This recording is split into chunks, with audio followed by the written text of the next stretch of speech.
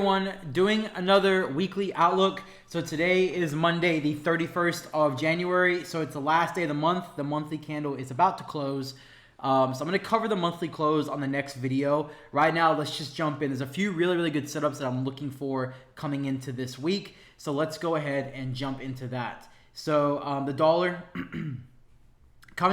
pushed up today, pushed up over the end of last week into this 97,400 region, 450, had a corrective move down. We actually caught this move correlated with Euro USD, so we took a buy on Euro USD, which had a really nice push up as a result of the dollar pushing down. Now, if we go to the daily here, you see we had this, let me go back to the weekly actually. We had an impulsive move up, a corrective move down, tested just shy of this 94.5 region that I was looking for in the higher time frames, and has since pushed up. So right now I'm looking for a continuation higher on the dollar, but we're having this corrective move now. So what I'm watching is the dollar either going to test here down to this 96 sort of 400 region like this and then move higher, or is it going to do something like this and then move higher from here? There is also the possibility of it pulling all the way back down towards this 95.8 region. I don't think it will. I just don't see that happening, but I mean, it's always a possibility. But right now, we're really just watching the dollar here, and then we can use that on our pairs. Now, keep in mind, this Friday is actually non-farm payroll. So what that means is non-farm payroll, NFP, is the largest news release out of the US. I don't really focus on news. I don't follow the news. I don't do anything with the news. It doesn't affect my trading. But I do check what time news comes out. That way I can know when to maybe expect some manipulation, some volatility, or anything like that. And maybe the only way it'll change my trading is I might widen my stop loss, or maybe even reduce my risk a little bit, just in case of manipulation. But it does not affect me taking any positions ever. News is really just a catalyst to push price. Think about it. If you're backtesting, you're taking trade after trade after trade. You have no idea what news is coming out. All right, it's literally the price is just doing its thing within the market, and it's just flowing. And the news will just give it a bit of a push sometimes, especially if it's consolidating. Now, another thing I want to touch on is with non-farm payroll. Generally speaking, a lot of the time the dollar will begin to go very slow and will go sideways as we lead into non-farm payroll. So it's a good possibility that we might see the dollar go very slow Monday, Tuesday, Wednesday, Thursday before we see the news release on Friday. So if you do see some consolidation on the dollar this week, that is most likely why. So that's what we're looking for in the dollar. Let me go down to AUDUSD. So really nice push up. I wasn't really watching these charts last week as we had a lot of trades going last week in the mentorship program. We had about 500 pips running. We still do about 480, 500 pips running right now on USD CAD alone on one pair. We've just been on an absolute roll with the market the last 2 weeks, catching some really nice sells on GJ. So I haven't been watching these pairs too much, but I'm going to be paying close attention to them this week because I feel like there's a lot of good trades coming. So what I'm looking for on AUDUSD is I'm looking for this to push back up into this 0.71 region here. And if we can get some nice exhaustion, we're going to look for a sell down. Now, this also lines up with DXY having a bullish move up. So if this was to pop down a little bit more, that might give AUDUSD a bit of a push up into the 0.71. And then from there, we can look for sells. So a nice sell from 0.71 region, for example, will be something like this. Give or take. Usually my stop loss in AUDUSD is around 15 to 20, maybe 25 max, but usually it's 15 and 20. I've even gone as low as 10 before. But again, guys, I suggest you always do a bit wider of a stop loss until you're very familiar with both the strategy and, sometimes you have to monitor price. So that would be a nice 1 to 6. So yeah, so watching for that. Right now it's in between my zones. So when price is in between zones, I literally just leave it alone and I wait for it to either push up or push down, or if it maybe forms price action here that indicates I should take an entry. But right now I'm just waiting for this to push up into 0.71, and then from there I'll begin to update you guys. CADJPY. So I know quite a few of you are still holding partials from this, which is really good. This pair struggled to break below 89.8. So right now it's really just sort of floating between structure. Kind of messy. So what I'm sort of looking for here, let me go to the weekly actually before I go into all this. There's a lot of confluences to go down. I still favor USD CAD to go up, which means this will most likely go down.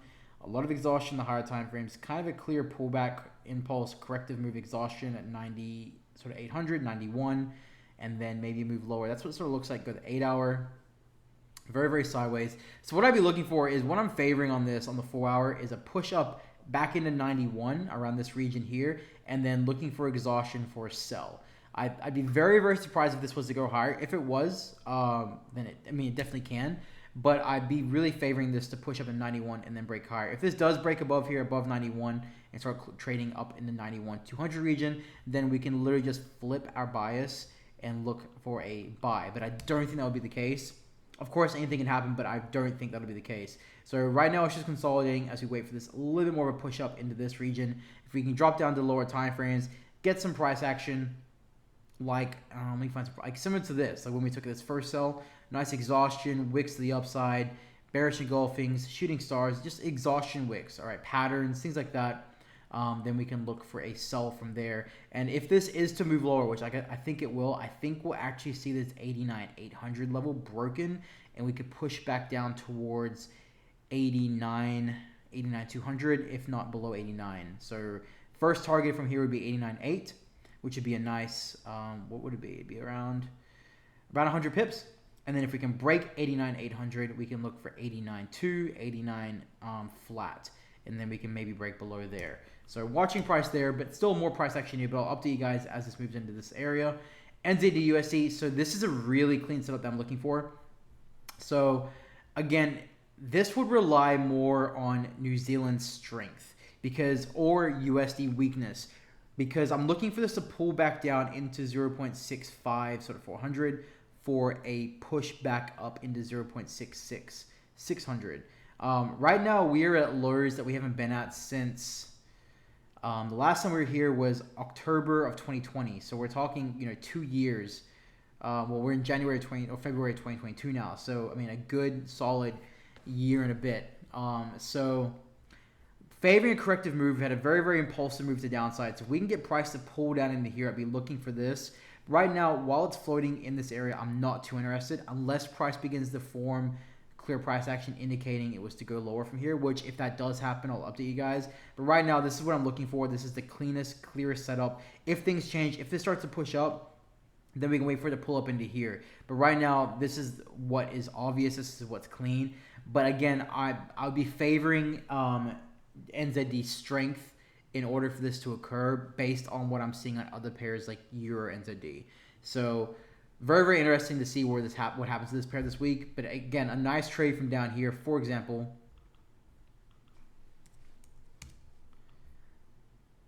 back up into here, or back up into 0.67 most likely would be a nice 1 to 8. So very, very clean price action. But for now, again, not really much movement. We're just waiting for that extra tap. So as price pulls down in here, I'll definitely update you guys. But this would be a very, very clean setup. So it's something I'm looking for this week. And then gold, I only really gave one trade out last week, which is a gold buy. Actually, really clean price action, but it just rolled over to the downside. So that was minus 1% there, or 0.5. I only suggest using 0.5 to 1, which is really nothing considering the profit that you guys would have made on CADJPY the week before that. What I'm looking for here is if price can pull back up into 1800, if it can respect here, I would be looking for a possible sell down into 1785 region. So again, similar, again, this is just a rough markup. Something like this would be a nice 1 to 4. And then from there, what I would do is if price can come back down to here and respect this level, you can actually look for a buy if the price action is there. Close some of your sell partials and hedge it. So that way, if the buy was to roll over and be a loss, you can continue to hold the remaining profits of this trade into the lows. Otherwise, if the buy was to push up, you can take partials off of this sell and then take the buy up into 1815, possibly even 1830 sort of region. So for example, something like this, you would take the hedge position, which means you have a sell and a buy running at the same time. And then that would be a nice 1 to 5.6, or even possibly a 1 to 10. Again, these are just rough markups. That's what we'll be looking for.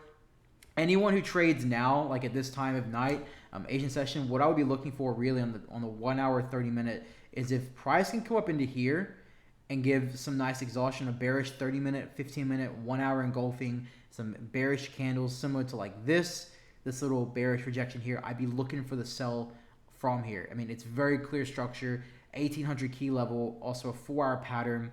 It's very, very clean price action. So that's what I'd be looking for. I'm going to start updating on all these pairs from London tomorrow if there is anything. If there's nothing, I won't update. But this looks like this could happen tonight or in Asian session. So if that's the case, then yeah, just make sure you're monitoring that. But I won't be monitoring this till London because it's late where I'm at. That's it for now, guys. Just for your calendar, remember we do have non-farm payroll on Fridays, and we have unemployment and employment rate for CAD. So keep that in mind. Make sure your risk is in check. I always suggest doing 0.5 or 1%. If you guys have any questions, let me know. I appreciate all the messages. And for those wanting to get started with the mentorship program or learn through the advanced course, you can do that through the Forex project link I've posted before. It's also found in my bio. If you guys have any questions, let me know. Let's have a great week.